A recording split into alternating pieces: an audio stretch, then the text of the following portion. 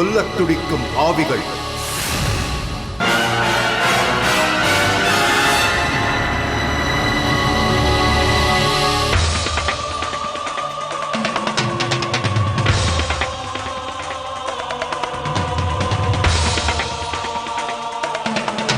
அமைதியாய் காட்சி அளித்தது அந்த கிராமம்.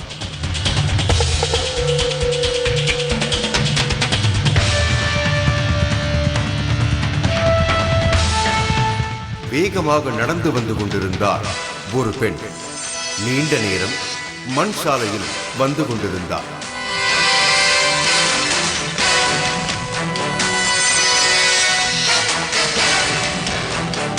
கோவிலுக்குள் நுழைந்தார். இந்த இடம் சென்ற வாரம் நாம் பார்த்த செல்வராஜ் நகர் துர்கை அம்மன் ஆலயம்தான்.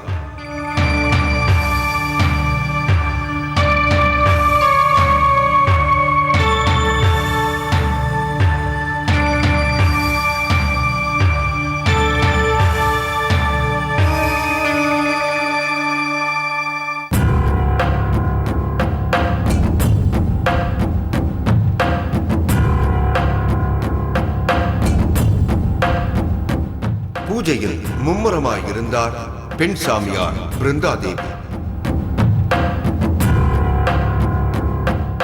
அந்த பெண் சாமி கும்பிட ஆரம்பித்தார்.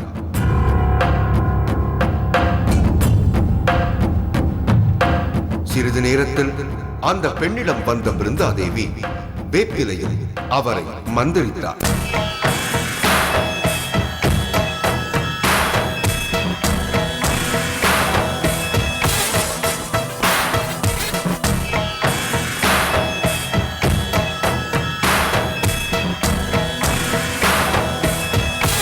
உடல் முழுவதும் தடவிக் கொடுத்தார்.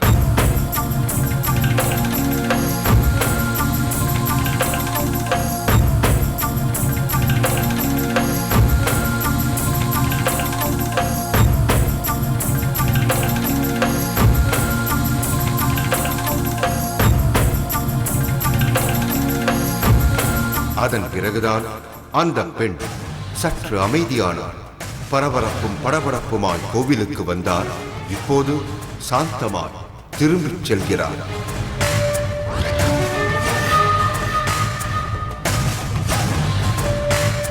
இவர் பெயர் இந்திராணி. சில மாதங்களுக்கு முன் ஒரு ஆவி இவரது குடும்பத்தை பாடாய் படுத்தி எடுத்து விட்டதாம். அந்த பேய் வேறு யாரும் இல்லை, தனது கணவனின் முதல் மனைவிதான் என்று சொன்னதும் வியப்பாய் அவரை பார்த்தோம். தொடர்ந்து பேசினார் இந்திராணி. எங்க வீட்டுக்காரருக்கு 2 ஒய்ஃப். ஃபர்ஸ்ட் ஒய்ஃப் வந்து இறந்துட்டாங்க, காயலா கிடந்தாங்க. அப்படி இப்படி சாவல, காயலா கிடந்தாங்க 7 மாசமா. டிபி ஆஸ்மா முத்திடுச்சு. தாம்பரத்தில் வச்சிருந்தோம். அங்கே இருந்து அப்புறம் கூப்பிட்டுட்டு வந்துட்டோம். அங்கே முடியாதுன்னு சொல்லிட்டாங்க, இருக்க வரைக்கும் பார்த்துங்கன்னு சொல்லி அனுப்பிட்டாங்க. அதுக்கப்புறம் வந்து எங்கள் தீபாவளி அன்னைக்கு நைட்டு இறந்துட்டாங்க. இறந்து ஒரு 15 நாள் வரைக்கும் எங்களுக்கு எதுவுமே தெரியல. நாங்கள் நல்லா நார்மலாக தான் இருந்தோம். 16ஆம் நாள் காரியம் செஞ்சதுக்கப்புறம் எங்கள் வீட்டுக்காரை போட்டு ரொம்ப வாட்டி எடுத்துருச்சு. இந்திராணியின் கணவர் பெயர் ராஜேந்திரன். மெக்கானிக் வேலை செய்யும் ராஜேந்திரனை காதலித்து திருமணம் செய்து கொண்டுள்ளார் இவர். அதன் பிறகுதான் அவருக்கு ஏற்கனவே ஒரு கல்யாணம் நடந்து மனைவி குழந்தைகள் இருப்பது தெரிய வந்துள்ளது. ராஜேந்திரன் சின்ன வயதாக இருக்கும் போதே குடும்ப சூழ்நிலை காரணமாக அவரை விட வயதில் மூத்த சந்திராவை கட்டி வைத்து விட்டார்களாம். இப்போது ஆசைப்பட்டு ராணியை திருமணம் செய்திருக்கிறார். ஆனாலும் எந்த பிரச்சனையும் இல்லாமல் 2 மனைவிகளையும் தனித்தனி வீடுகளில் வைத்து கவனித்து வந்துள்ளார். ராணி ராஜேந்திரனுடன் சந்தோஷமாகவே வாழ்ந்து வந்துள்ளார். இந்நிலையில் ஆஸ்துமா நோயினால் பாதிக்கப்பட்டிருந்த சந்திரா உடல்நிலை மோசமானதால் ஆஸ்பத்திரியில் சேர்க்கப்பட்டுள்ளார். அங்கு அவர் இறந்து போக ஊருக்கு எடுத்து வந்து எரித்து விட்டனர். சந்திரா செத்து 15 நாட்கள் வரை எந்த பிரச்சனையும் இல்லை. 16ஆம் நாள் காரியம் செய்ய விடாமல் அனைவருக்கும் வாந்தி பேதியாகி உள்ளது. அது உடல்நலக் கோளாறு என்றுதான் முதலில் நினைத்திருக்கிறார்கள். ஆனால் மறுநாள் பக்கத்து வீட்டு பெண்ணிற்கு அருள் வந்து சில விஷயங்களை கூறியிருக்கிறார்.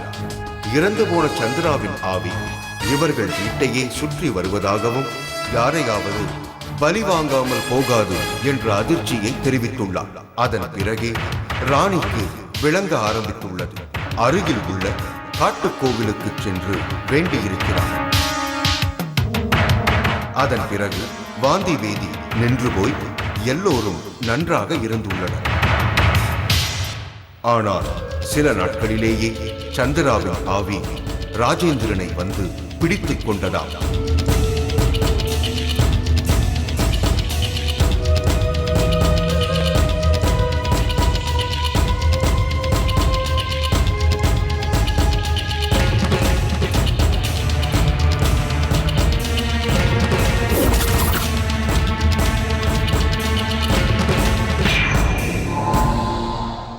படுக்கும்போது பெட்ஷீட் இங்கே தானே இருந்துச்சு, அதுக்குள்ள எங்கே போச்சு? ஒருவேளை ராணி எடுத்திருப்பாளோ?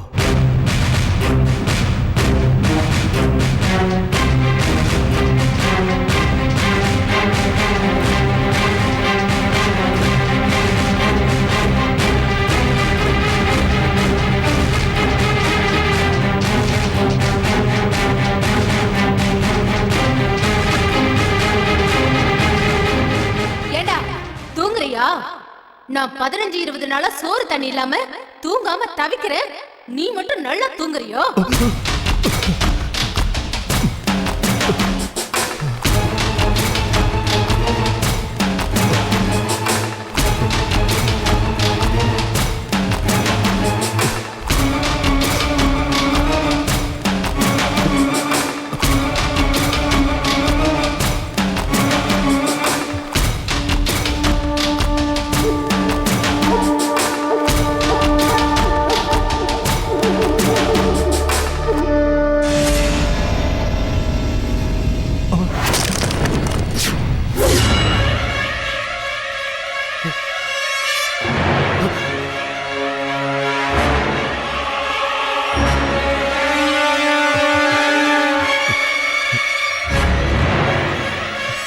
ராணி, ராணி, கதவை தோற, கதவை தோறடி. கதவெல்லாம் திறந்துதான் இருக்கு, ஒண்ணு பூட்டல. ராணி, யாரு பேசுறது? ராணி, ராணி, கதவை தோறடி. கைய விடு, கைய விடு. ஐயோ, என்னாச்சுங்க, என்னாச்சுங்க? உங்களுக்கு என்னாச்சுங்க? எந்திரிங்க மெதுவா. ஏங்க, என்னமோ சத்தமெல்லாம் கேட்டுச்சுங்க. என்னாச்சுங்க உங்களுக்கு? எங்க ஏதாவது பேசுங்க. முடியலையா உங்களுக்கு? சரி வாங்க, பாத்து. சந்திரா உயிருடன் இருக்கும் போதே ராணியை பார்த்து பொறாமைப்படுவார். புது துணி நகைக்கு ஆசைப்பட்டு பலி வாங்கும் நோக்கத்துடன் இப்போது ஆவியாக வந்திருக்கலாம் என்று சிலர் சொல்ல, ராணியும் அதை நம்பிவிட்டாரா. நாளுக்கு நாள் ஆவியினால் பாதிக்கப்பட்டு கணவனின் உடல்நிலை மெலிந்து வருவதால் கவலை அடைந்துள்ளார் ராணி. அப்போதுதான் தனி துர்கை அம்மன் கோவில் பற்றி தெரிய வந்துள்ளது. தலைவிரி கோலமும் கண்களில் சோகமுமாய் அங்கு சென்றுள்ளார். அவரை மந்திரித்து அனுப்பியுள்ளார் பிருந்தாதேவி.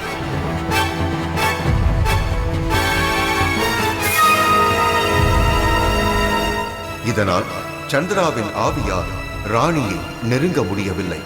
அந்த கோபமும் சேர்ந்து கொள்ள அது ராஜேந்திரனை அதிகமாக துன்பப்படுத்தியதாக கூறுகிறார் ராணி. நாங்கள் பக்கத்தில் உள்ளவங்க என்ன கொண்டாந்து இந்த கோயிலில் விட்டவங்கள மூலியமா வந்து தடை செஞ்சு, இந்த அம்மா அது ஆத்மா அலையுது, இந்த மாதிரி வந்து இன்னும் வந்து அது கூட்டில் போய் சேரல அப்படின்னு சொல்லி இவங்க பல தடையெல்லாம் எங்களுக்கு செஞ்சு கொடுத்தாங்க.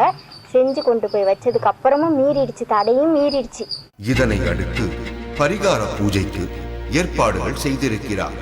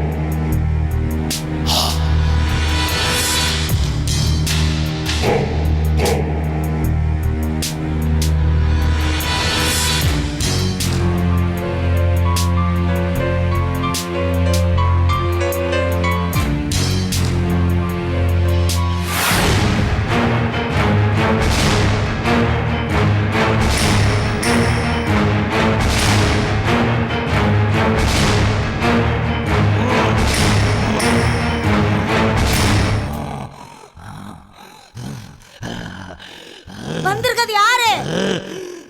உனக்கே தெரியாதா? என்ன கேள்வி கேட்காத. நீ யார்? அவரோட பொண்டாட்டி வந்திருக்கேன். அவதான் உன் பக்கத்துல உட்கார்ந்து இருக்காளேடா. செத்து போன பொண்டாட்டி நான். இவரை எப்படி புடிச்ச? நான் செத்து போனதும் என் உடலை ஹாஸ்பிட்டல்ல இருந்து வீட்டுக்கு கொண்டு வந்தாங்க.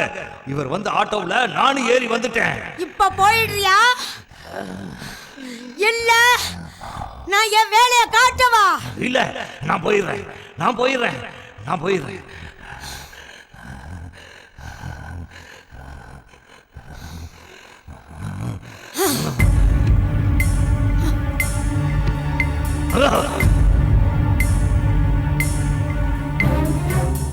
எதுவும் கேட்காம உடனே நீ போயிடுறேன்னு சொல்ற. இந்த மாதிரி ஆவியெல்லாம் நம்ப கூடாது. மறுபடியும் நீ வந்துருவ. எதுக்கும் ரத்த காவு கொடுத்துடலாம். சரியா? கொடுத்துடலாம் சாமி.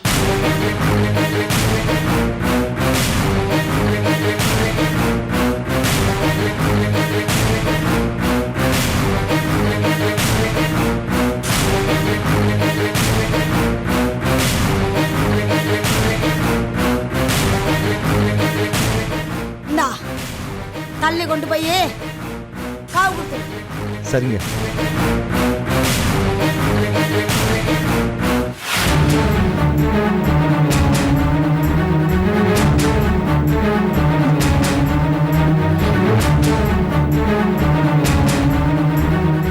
அப்படியே திரும்பி பார்க்காம வீட்டுக்கு போயிடு.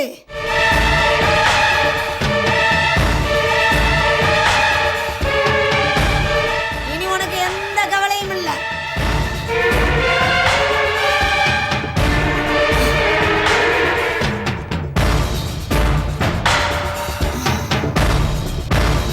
நீ வீட்டுக்கு போ. இப்போது சந்திராவின் ஆவி இந்த குடும்பத்தை விட்டு விலகி சென்று விட்டதாம். மீண்டும் அந்த பேயின் பிடியில் சிக்கிக் கொள்ளக் கூடாது என்பதற்காக அடிக்கடி துர்கை கோவிலுக்கு வந்து செல்கிறார் ராணி.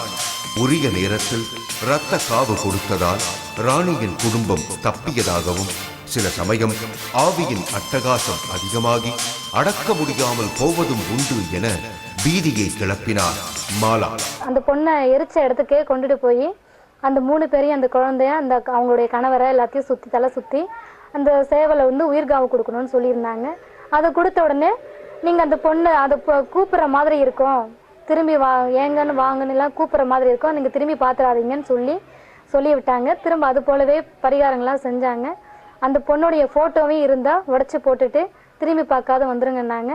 அதுக்கப்புறம் வந்து ஒரு வாரத்துக்கு கழிச்சு பார்த்தாங்க. அதுக்கப்புறம் எந்த வித பிரச்சனைகள் இல்லாமல் இப்போ நிம்மதியாக இருக்காங்க. அடுத்ததாக சம்பந்தப்பட்ட பெண்ணின் பெயர் வேண்டாம் என கேட்டுக்கொண்ட மாலா சொன்ன அந்த தகவல் மிகவும் நெகிழ்ச்சியாக இருந்தது.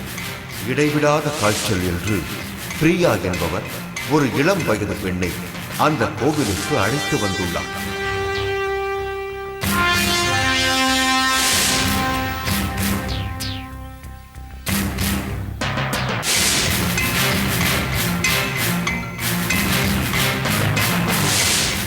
மற்ற பக்தர்களுடன் ஒருவரால் அவரும் சாமி கும்பிட்டு விட்டு செல்ல முற்படும் போதுதான் பிருந்தா தேவிக்கு அவள் பேயினால் பாதிக்கப்பட்டிருப்பது தெரிய வந்துள்ளது. ஒரு பரிகாரத்தை செய்து கொள்ள சொல்லி இருக்கிறார் அவர்.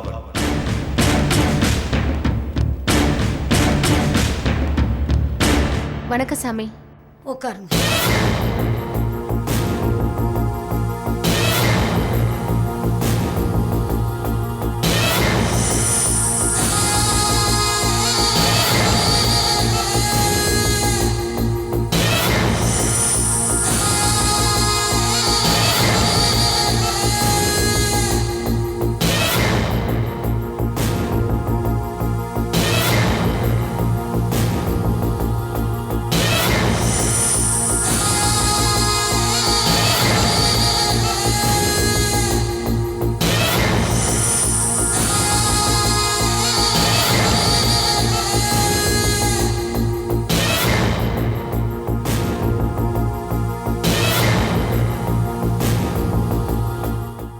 அந்த நூலை அந்த குச்சியில 3 தடவை சுத்தி வந்து கட்டுமா.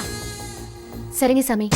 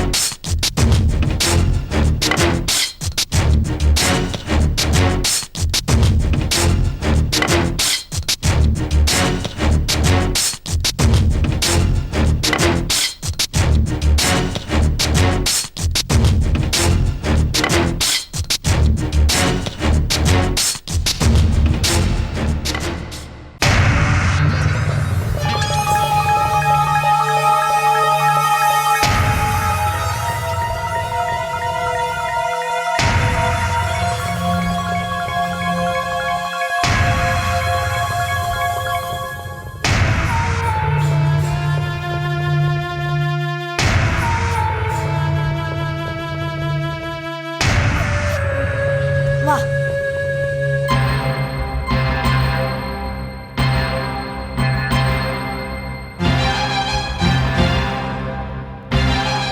பரிகாரமெல்லாம் முடிஞ்சு போச்சு. சரிங்க சாமி. நான் சொன்ன மாதிரி துர்க்க கோயிலுக்கு மறுபடியும் கூட்டிக்கிட்டு வா. எல்லாம் சரியாயிடும். சரிங்க சாமி. வீட்டுக்கு போய் ஏதாவது சாமி கும்பிடணுமா? ஆமாம்மா, நாளை மறுநாள் இதே பரிகாரத்தை வீட்டில் வச்சு செய்யணும். இப்போ அவளை கூட்டிகிட்டு போ. சரிங்க சாமி, நாங்க வரோம். அதன் பிறகு வேறொரு பரிகாரம் பண்ணிவிடலாம் என முடிவு செய்யப்பட்டதாம்.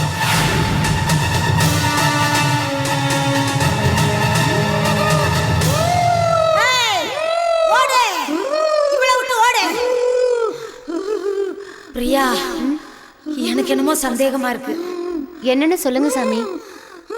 வீட்டுல பரிகாரம் செய்யாம போனதுனாலதான் அந்த பேய்க்கு ஆங்காரம் அதிகமாயிருச்சு. எப்படியாவது விரட்டிடுங்க சாமி.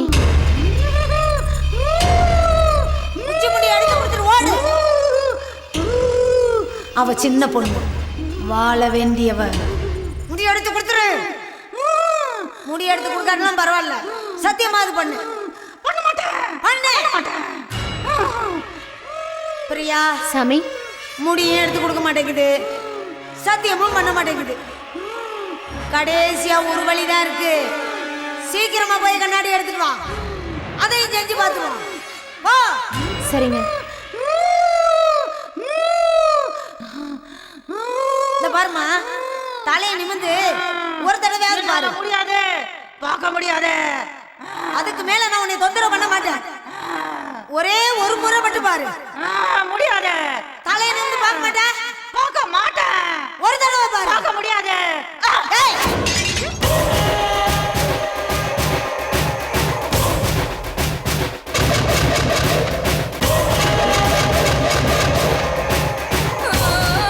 ஒரு கருப்பு நாய் திடீரென தோன்றி ஓடியிருக்கிறது.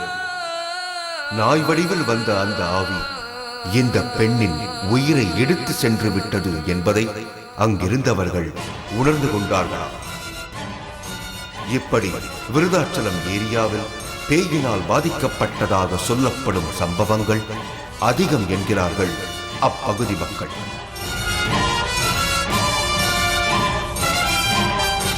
மர்மங்கள் இன்னமும் நீடிக்கின்றன.